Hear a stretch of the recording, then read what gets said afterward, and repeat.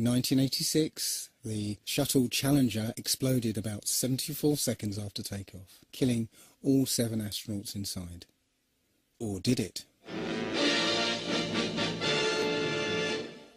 It turns out that 6 of the 7 are still alive and kicking today.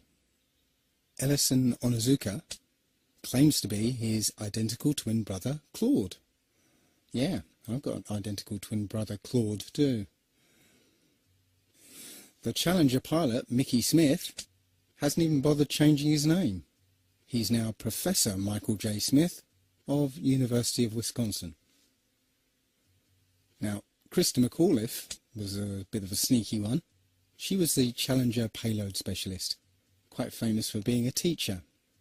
It turns out during her astronaut days she was using her middle name, Krista, and now she goes by her first name, Sharon, and she's a Syracuse law professor.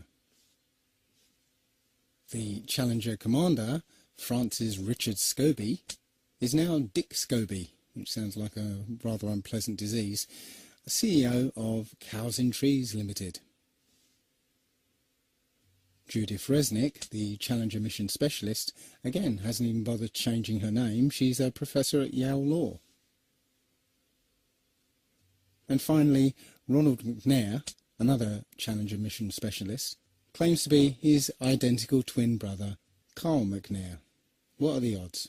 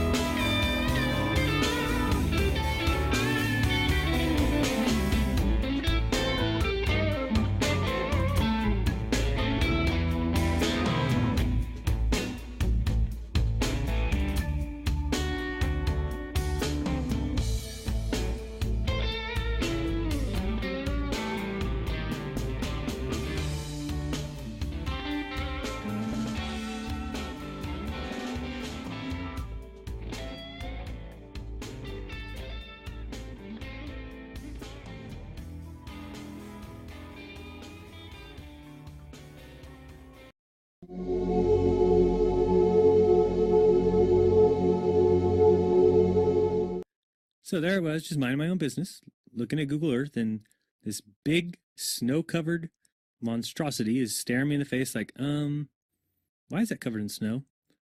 I look into Ireland and some other areas around it, Iceland. Ireland gets snow only once a year, 1 day a year. So I keep digging a little bit deeper, and I finally get underneath this cloud cover here, and a few images pop up. And I say, oh, images, what are they? Well, this is what you got, which I'm sure that looks familiar to you, right? Looks just like the pictures they give us of Mars. So I'm just kind of creeping around here and definitely noticing the same kind of undulation changes and same kind of rock, same kind of dirt. Only thing that's missing is that nice little red tint that they pay somebody $150,000 a year to put on there.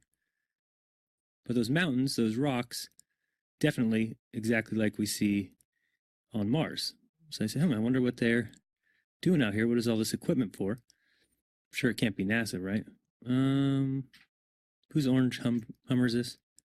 Okay, that looks like a NASA symbol. Well, let's dig a little further because I can't really see anything on here other than it certainly looks like a NASA symbol. And I can't read that. Tried. So this one here said roving the Arctic. So what is that? Doesn't make any sense. So pop in here. See if we can find anything. Again, same kind of mountains. That looks like the same kind of water I've seen before that I thought was water on Mars. Who knows? Zoom in. What's that? Oh, nothing. Just looked like it was funny. So I'll keep kind of going through here and see if it... What the...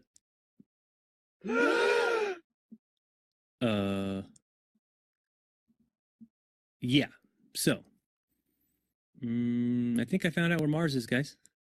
It's just about 1,000 miles north of me. Not quite the distance that NASA says, but I can't find anybody who's in charge of this. They must be hiding behind these rocks. Oh no, there they are out in front of everybody, just standing there. Lovely.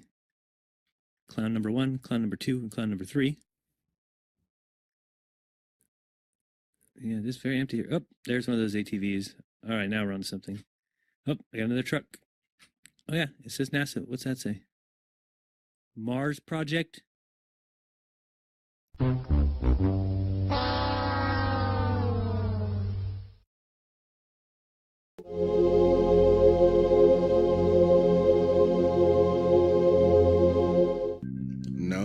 not one picture of the Earth. Imagine that. Thousands of satellites supposedly orbiting the Earth. Why can't we get thousands of pictures? One shot with the whole Earth in it. We should have a channel on cable that shows the Earth rotating 24 hours a day, every day. Nope. Let's listen to NASA's very own Robert Simon talk about how we get our fake pictures of Earth. Last week, scientists at NASA released this. The shot is compiled from data from NASA's VIRS instrument, which orbits the Earth about every 100 minutes, taking measurements of light coming off the planet. That can be translated into ribbons of imagery like this, and then into one of these. And this is just the latest in NASA's Earth from Space album, which may be one of the most mind-expanding collections of images in human history. Then in 2002, Blue Marble 2.0, NASA's Rob Simon made this. Simon's job is... It's primarily taking data and making pictures out of it. That's what this is, a composite of data sets from several different instruments translated into a picture. So we actually had to take clouds out. They stashed the clouds for later, went onto the ocean. That came from an instrument that measures phytoplankton in the sea. Where it was low, I colored it dark blue because they're low mostly in mid-oceans. And then where it was a little bit higher, it was like a little bit brighter green. Then add the clouds back in. There's a small problem with it because there's a very slight gap in between each orbit. So some of those are painted on. It is photoshopped, but it's has to be. Then there was another layer to sort of simulate the atmosphere. And then there's this little bright spot. It's called the specular highlight. So it's the reflection of sunlight off of water. Those are the pieces, but you can't just slap them all together. It just didn't look realistic. It looks kind of flat, or the clouds are sort of too see-through. So I just hit Command Z a lot. There's artistry to creating the world. What I imagine it to be. Unfortunately, I'm not an astronaut. I've never been to space. But I've looked at these images over and over again, trying to sort of get the essence of it. It is photoshopped, but it's has to be. It is photoshopped, but it's has to be. It is photoshopped, but it's has to be. It is photoshopped, but it's It has to be.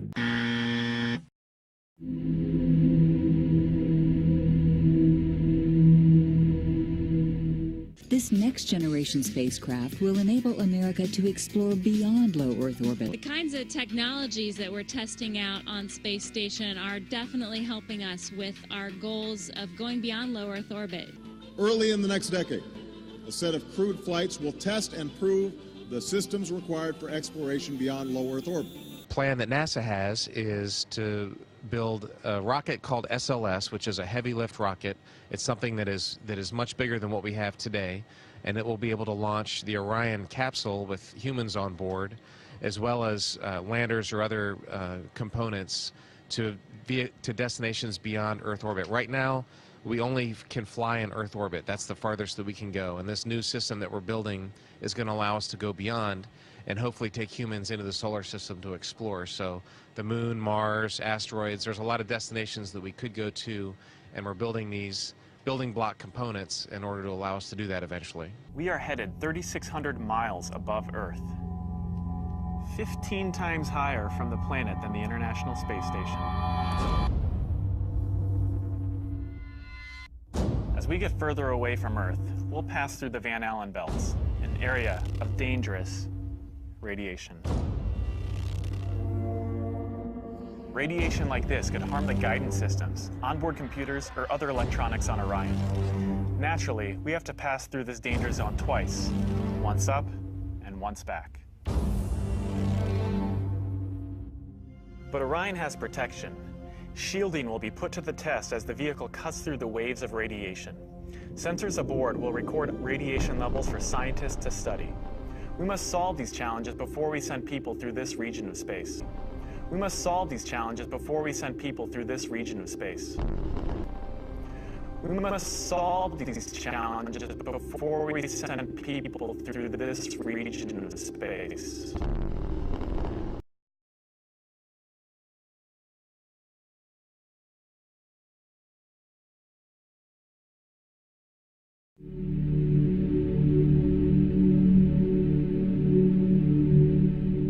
NASA admitted that it had lost the original footage of man's first steps on the moon.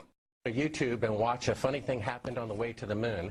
It contains newly discovered evidence, which is part of the missing tapes, of outtakes from the first mission to the moon, of them falsifying a shot of being halfway to the moon.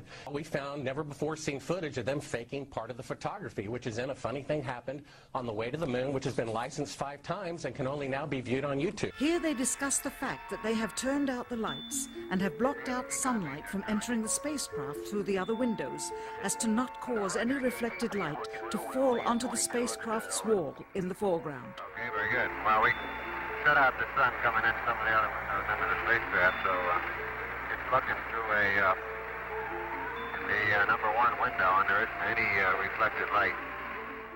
The reason this was done is so that the truth of the matter would not be revealed. It is this. Though the federal government would have you believe that this is a view of Earth from a distance out of the spacecraft's window as it nears the moon, it is not. What they have ingeniously done is placed the camera at the back of the spacecraft and centered the lens on a circular window in the foreground, outside of which it is completely filled with the Earth in low orbit. The circumference of the window then appears to be the diameter of the Earth at a distance. As they perfected the shot, a crescent-shaped piece of black material was inset slightly into the window to create the illusion of the Earth's terminator line dividing night and day. It is uncannily convincing. During this segment, intended to be edited and played back later for the worldwide television audience, dated July 18th, 1969, Neil Armstrong condemns himself as he states that he is 130,000 miles out. Roger, Houston, Apollo 11. Calling in from about 130,000 miles out.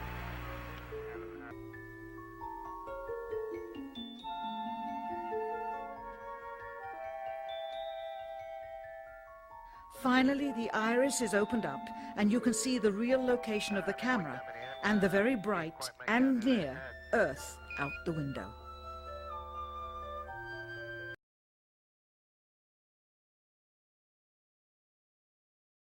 Here is the slate for the 19th of July, and the same shot of trickery on the 19th of July, and then the 20th, and the same misleading shot on the 20th. Later that evening, they were said to be walking on the moon. How can this be when they were in Earth orbit only 9 hours earlier, and the moon is some 3 days' journey away? So I took a year and I traveled across the country, and folks, I've actually posted it on YouTube. It's called Did We Go? And the challenges, Geraldo, everywhere I went, it was just amazing. Moon rocks falling in Antarctica, Neil Armstrong's silence. But I was the first to report, and you played the clip earlier tonight, that all the science data, the telemetry data was missing. Now, Geraldo, for NASA to come out and say that all the tapes were erased, I mean, it's incredible. Geraldo, this isn't just one tape. This is rooms of tape labeled Apollo 11 moon landing. Someone had to physically go and erase it. It's very challenging to try to prove we landed on the moon, and it shouldn't be challenging. The tape should be there. There should be plenty of evidence. From an analytical standpoint, photographic anomalies have to be sought out with an understanding of lighting and shadows. The most straightforward is simple. When objects are lit solely by the sun, as all the scenes on the moon were said to be, after all, lighting equipment was not only impractical, it was unnecessary in bright sunlight, then all shadows, regardless of the landscape, will run parallel with one another and never intersect, as shown by this example. In these seldom seen photographs, obtained from a rarely used auxiliary NASA archival site, it is clear that these scenes were lit with artificial light. These shadows, which are cast at different angles, are evidence that a second light source is being used. In addition, the sun would not cause an isolated hotspot like this, only an artificial light would. Again, intersecting shadows and another hotspot. And again. And again. It is simply impossible for this picture to have been taken with sunlight on the moon. Here, the shadows are shown to be as black as pitch. And yet here, completely in a shadow, the astronaut is lit up like a Christmas tree. How can this be? Or this, on the shadow side of the lunar module. In this magnification of an Apollo photograph, a rock, very likely a papier-mâché prop because of the crease here, is categorized with the letter C. In later releases of the same picture, the letter is gone, probably airbrushed out. Here, a crosshair, which was burned directly into the image from the film plate, and thus should always appear on top of the objects in the photograph, appears behind the object in this scene, clearly revealing a composite of two pictures into one. Someone apparently forgot to create a burn crater underneath the lunar module's 10,000-pound thrust engine, despite the fact that during ground tests there was a real concern for the vehicle falling into the hole the engine created as it descended. Here is a depiction based on the latest specifications and scientific data. In these enlargements, it looks as though the lunar module was simply placed there. Not even one speck of moon dust on the landing pod. As a result, all subsequent flights had to have the same discrepancy, which was explained away by the effect of no atmosphere. And what about stars? On the moon, with no atmosphere, they must have been quite a sight to behold. Yet there is seldom any mention of them, if ever, by any of the astronauts on any of the missions. Undoubtedly, creating a mural with all the constellations properly placed in the sky would have been virtually impossible to create accurately, much less realistically. A competent amateur astronomer would have been able to call attention to the slightest error in measurement. The answer? Not to talk about the stars, ever.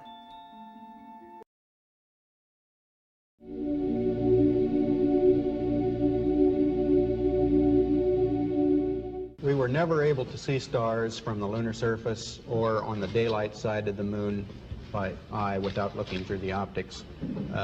I don't recall during the period of time that we were photographing the solar corona what stars we could see. I don't remember seeing any.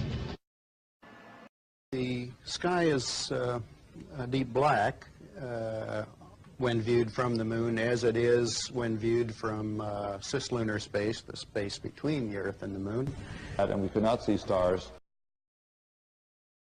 It's not a black void. I mean, it's black, but there's all kinds of little polka dots. There's all the stars there, and the cool thing is about it, you can see it during the day. And when you're in space and you're looking into deep space and you're on the sun side of the orbit, the sunlight washes out all the starlight, so you can't see any stars, just like here on Earth. There's all the stars there, and the cool thing is about it, you can see it during the day. Yeah, you can, and there's more than stars. You can see planets. You can see moons. You see the gas. Magellan clouds of the Milky Way you see galaxy. The Magellanic. The sunlight washes out all the starlight, so you can't see any stars, just like here on Earth. Pretty much all the time you can see the stars. Then when you look out into deep space away from the sun, it's the darkest black you can imagine. Pretty much all the time you can see the stars.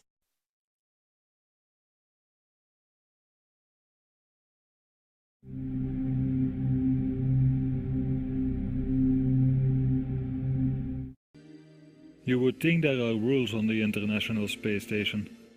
For example, be careful with water next to electric devices. Their life depends on it. And I thought I'd show you how I do it. Let's see. To get started, these are the things I need.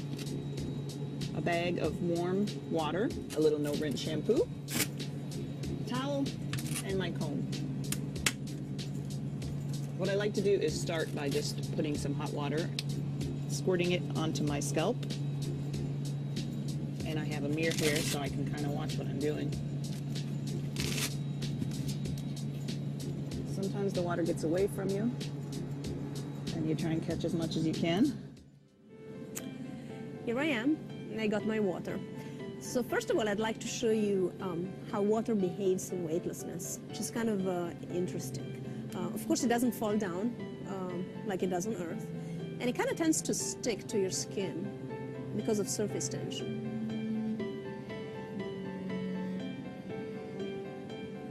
I don't know if you can see it. See, it doesn't really want to move away from your hand,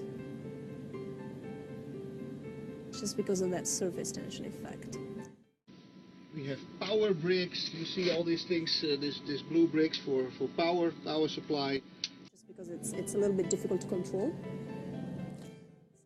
So water is also very dangerous on the space station because we have a lot of electricity. So we need to be very careful not to spill it.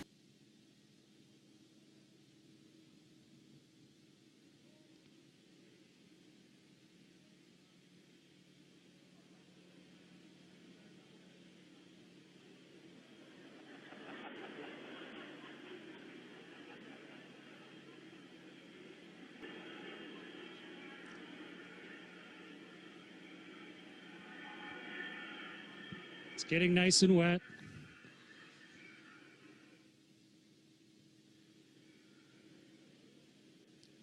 I want to make sure for the experiment that it's really soaking wet. Water is also very dangerous on the space station because we have a lot of electricity. So we need to be very careful not to spill it.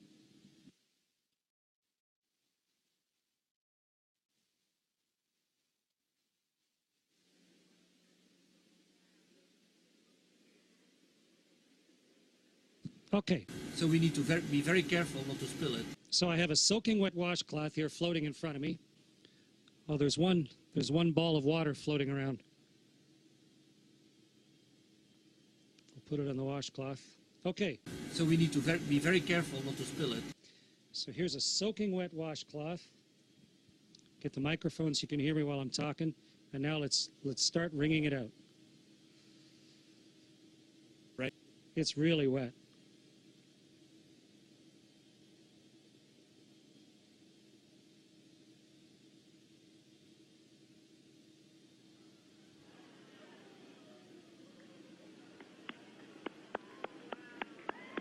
It's becoming a tube of water.